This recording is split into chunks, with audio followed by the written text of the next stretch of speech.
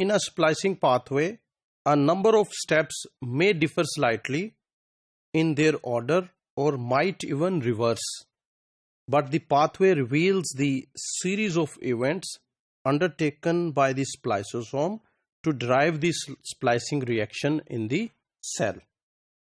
Initially, the 5' splice site is recognized by the U1 SNRP. U2AF is made up of two subunits. The larger 65 binds to the PY tract and the smaller, which is 35, binds to the 3' splice site. The former subunit interacts with BBP SF1 and helps that protein bind to the branch site. This arrangement of protein and RNA is called the early E complex. So early E complex is formed by the joining by the attachment of all these proteins and SNRPs. So this is the pathway, and you can see here this is pre-mRNA, then one SNRP is attached, then other, and one is removed, another one is entered into it, then these two are present, and then this is a group, smaller group of proteins, and then this brings in, and by attachment of this group, a bulge is formed, this bulge, and this bulge causes the A to get closer to this 5' splice site, and then this is removed, and then finally this intron is removed. So these are the different steps in a splicing pathway. The former subunit interacts with BBP SF1 and helps that protein bind to the branch site. This arrangement of proteins and RNA is called the early E complex. U2 SNRP then binds to the branch site, added by U2AF and displacing BBP. This arrangement is called the A complex. So by binding these new SNRPs, the E complex is transformed into A complex. The base pairing between the U2 SNRP snRNA and the branch site is such that the branch site A residue is extruded from the resulting stretch of double helical RNA as a single nucleotide bulge. A bulge is formed, as you have seen in the figure. This A residue is thus unpaired and available to react with the 5' splice site. The next step is a rearrangement of the A complex to bring together all these 3 splice sites. This is achieved as follows. The U4 and U6 SNRPs along with the U5 SNRP join the complex. So these more RNAs and SNRPs, they join this complex. Together these 3 SNRPs are called the tris SNRP particle. Tri-SNRP particle, sorry.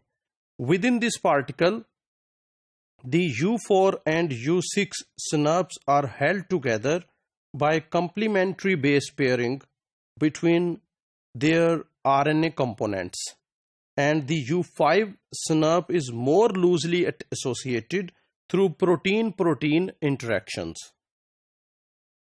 With the entry of the tri-SNRP, the A complex is converted into the B complex. So you have seen in the figure a heavy complex, that is the tri-SNRP, that comes into the machinery, and then this complex is transformed into B complex.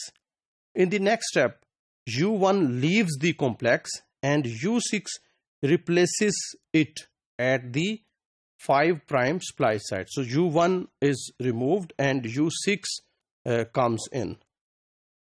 This requires that the base pairing between the U1 snRNA and the pre-mRNA be broken, allowing these U6 RNA to anneal with the same region. Those steps complete the assembly pathway. So all these steps complete the assembly pathway. So this is the sequence of events. So this is pre-mRNA, U1 attaches here, U1 attaches, then U2AF comes in, and then there is slight rearrangement, and then this E complex is formed, then this one is A complex, and finally when this tri-SN or SNRP comes, this becomes the B complex. So this is the transformation from early E complex to E complex, then to A complex, and finally to B complex, and then this B complex will rearrange to the C complex, and then catalysis will take place.